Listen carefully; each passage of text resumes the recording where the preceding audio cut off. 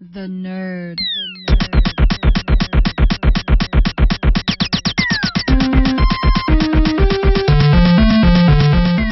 Welcome back to the next installment of NWR. I'm your host, Steve Fantasy, and this is brought to you by ShotgunMouthwash.com. If you don't know what NWR is and you're new to this, it's Nerddom Weekly Wrap-Up.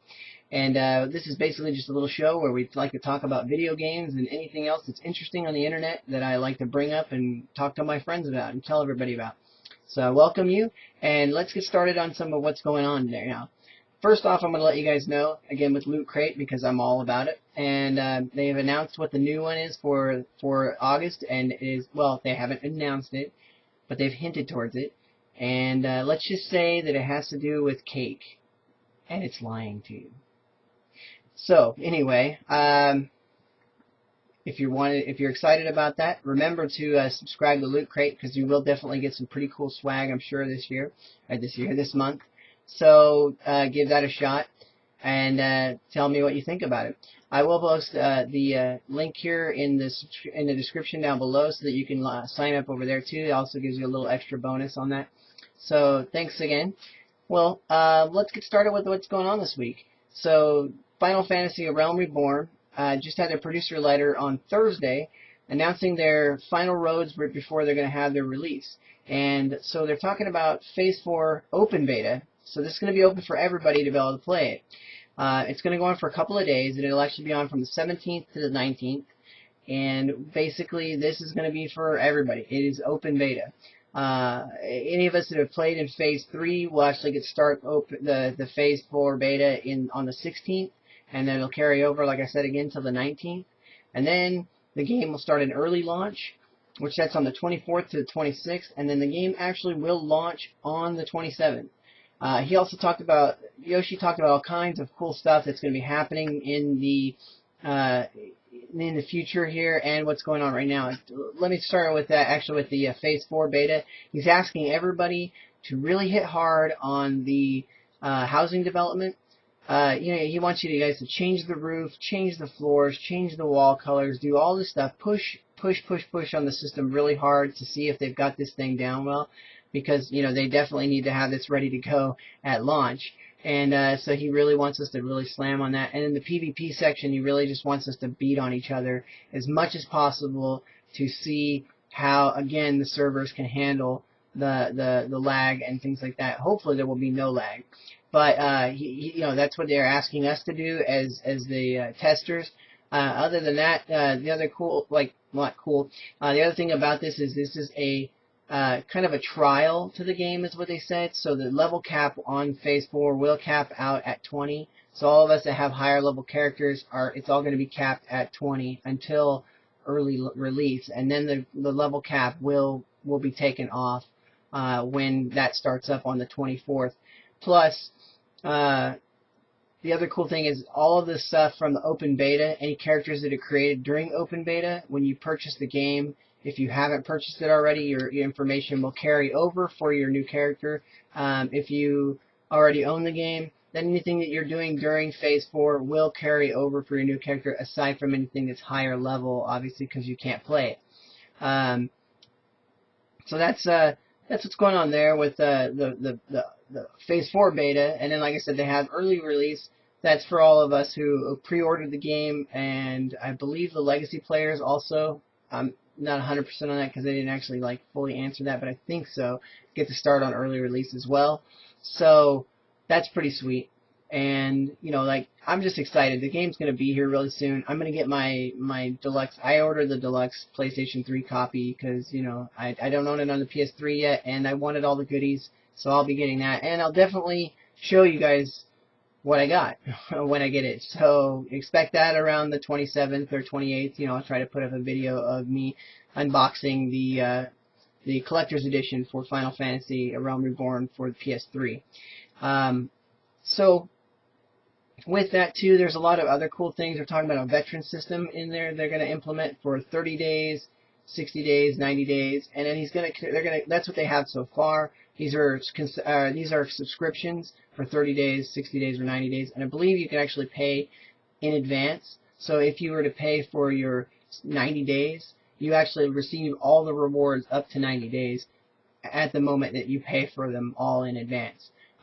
This is a subscription-based game, and I still look forward to it because there's a lot of stuff that they're adding to it. Some of the cool features that they said for the subscription, what your subscription is paying for is, people asked, are there going to be maps and so on, and Yoshi said that actually they will be on the lodestone, because that's what the lodestone is. Our subscriptions are paying for them to basically build strategy guides on the lodestone forum, the community services with that.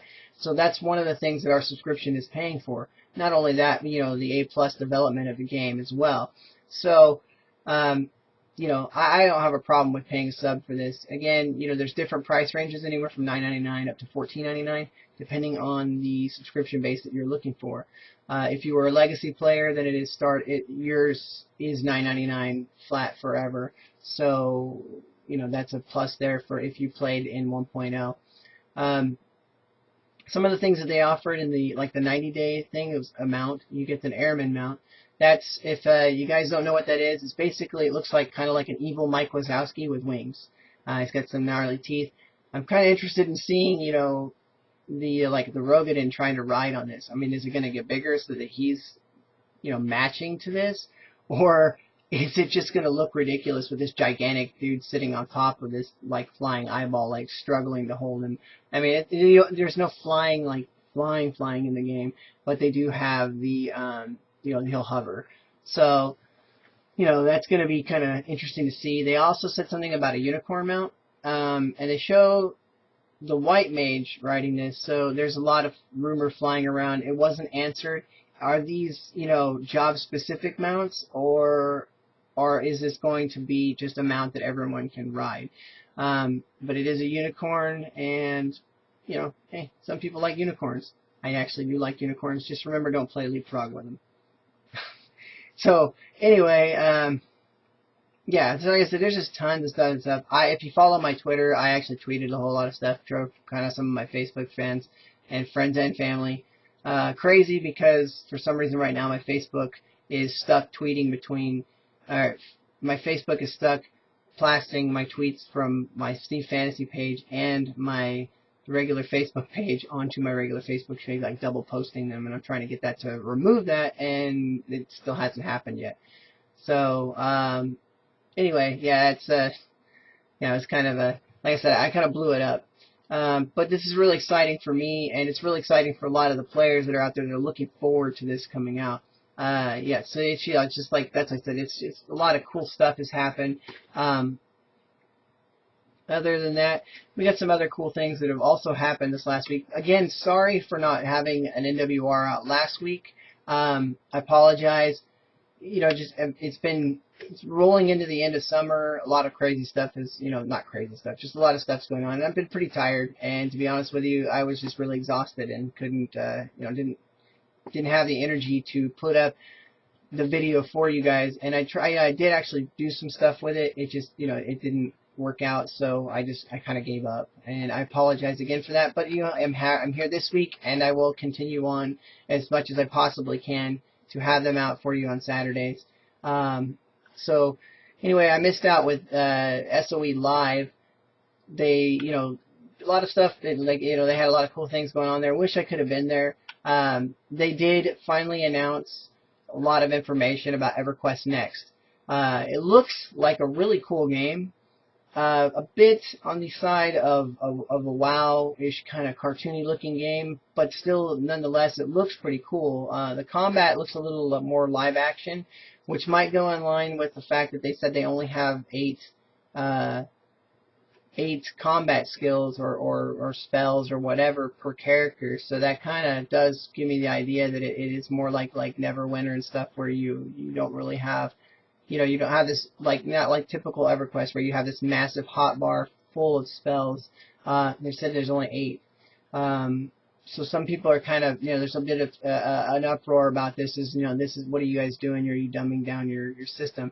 The world itself is, they said it is destructive, so that means that you can actually destroy things in the world, and you can rebuild them. So they're kind of comparing it a little bit to the Minecraft set. And there's some videos out there too where they're showing you're building these building blocks up and actually building structures like Minecraft, but with better graphics. that could be pretty cool and pretty cruddy at the same time. Because I mean, are they saying that like if it's PvP, can another guild come in and blow up your guild hall? That would really suck. But I could see some people actually doing this and enjoying it, and then other people enjoying the fact that even though it got blown up, they get to rebuild and whatnot and then retaliate. So, for that aspect, I guess it's pretty cool. For me, I don't like when people blow my stuff up, so I don't play on PvP servers either. I don't play PvP just because, well, I am redheaded and I get extremely angry, and I don't want to do that, so I try not to. So anyway, like I said, with EverQuest Next, there's a lot of cool stuff. They didn't really. They're talking about this being old school meets new school, and they're really leaning into the old school, though keeping that sandbox feel to the game. And I hope so. I hope that EverQuest finally can put their stuff together and build a really awesome game. I was not a fan of EverQuest 2. I did love EverQuest 1. I actually still do play Vanguard Saga of Heroes, which has nothing to do with the EverQuest line, but does at the same time. If you don't know, you can check that out too. I love that game. It's just one of those games you play, and I always go back and just keep playing it because it has that draw to me. Extremely kind of one of the more difficult MMOs if you were out there playing. So again, a lot of cool stuff. There's a lot of good screenshots, a lot of videos out now, especially since, like I said, I kind of missed out on it. It already all happened. The big news was actually last week, but again, amazing stuff. Kudos to you guys at SOE. I definitely I'm going to keep following up on this, and they are saying I think it's going to be free to play. Actually, it is going to be free to play because all their games are free to play now. So free to play your way is their motto now. So you'll get to try it out either way. It's totally free. So after that, Final Fantasy 11. Another game that I totally have huge deep ties to, up to Wings of the Goddess, as where I finally kind of quit playing this game. Loved that game, and it was just, it got to the point where when my life moved on too far ahead, where I couldn't spend 6 to 8 hours playing the game straight anymore, it really kind of ruined the game for me, because that's that grind fest that everyone always complains about, but I enjoyed it. I enjoyed spending that time with, building that friendship with other players, around the world, players that were my friends that would come over for LAN parties, and we would just sit there and play for hours on end. But unfortunately, life, throws those monkey wrenches in there where we, have kids and grow up a little bit and can't focus that much time on the video game and have to focus on everyday life. So, love this game, but they're hitting their 11-year anniversary, and that's amazing. I didn't realize the game's been around that long, but kind of dates me a little bit too at times. But yeah, it has been around that long, and it's awesome. They're offering 3 free expansions right now. If you have the game up to you have to have the expansion of the Rise of the Zillar and the Wings of the Goddess expansion. But if you do, you actually will get Visions of Abyssia, Scars of Abyssia, and the Heroes of Abyssia, and you have to have a character up to level 30 in order to play these. But they're also going to be offering some starter packs where you'll actually get some currency for the Abyssia area, traverse stones that give you like the 30-minute time limit in the Abyssia areas when you're fighting, and then some other extra cool goodies there as well. So if you haven't played the game and you've been thinking about going back, this sounds like a pretty good time because you're going to get some free stuff. If you are playing the game, I guess you would already have Abyssia then, and you wouldn't need to go back to playing the game. So, like I said, I would, if I had the time, totally would probably go back. I hear you don't have to level like you used to anymore, or you used to have to, but again, the draw's kind of gone, and it's just more of a memory, and that that I loved that game, and that's where it'll stay. It's a good solid memory of me and my friends playing, and we're always searching for that new game where we can all get together again and play. And I'm kind of hoping that A Realm Reborn is going to be that game for us, because we're all looking forward to it, and yeah, like I said, it's looking pretty good so far. So some other quick notes. Terra has a 3 PvP faction arise finally, and they're actually overhauling the PvP system in itself. There's a lot of expansions going on in that. I don't play Terra, but I'm just letting you guys know that that's some news that just came out. Some other quick news too is Dust 514 is a double skill point week up until August 14th. So that's again tied to the Eve game. So this is the shooter first person shooter version for that game. So where you're down on the troops on the planet. It's on the PS3, and like I said, it's got the double skill points right now up till the 14th. So definitely, if you've been playing or haven't been playing for a while, you might want to jump on so you can build up your skill points right now. Steel Series has actually lowered the price on their WoW mouse to $99. Doesn't surprise me, but I hear it's a really great mouse, and if you're definitely a fan of WoW, it's a plus addition to your collection there, and I think that's like $50 off the price, if I'm not mistaken. I think I remember seeing that mouse for like $150, so a $50 drop is pretty cool if you've been waiting to try and get this mouse. Okay, this I just found out about, and I didn't even know they were making it, but I guess Warner Brothers, is it Warner Brothers? Yeah, Warner Brothers has been developing a Legos MMO again, and it's the Chima Online is what it, Lego Chima Online, and basically what this is it's the Chima series, which is kind of like a fantasy series where the tribes are animals, bears, I think they're kind of like cats or lions and birdmen and gorillas.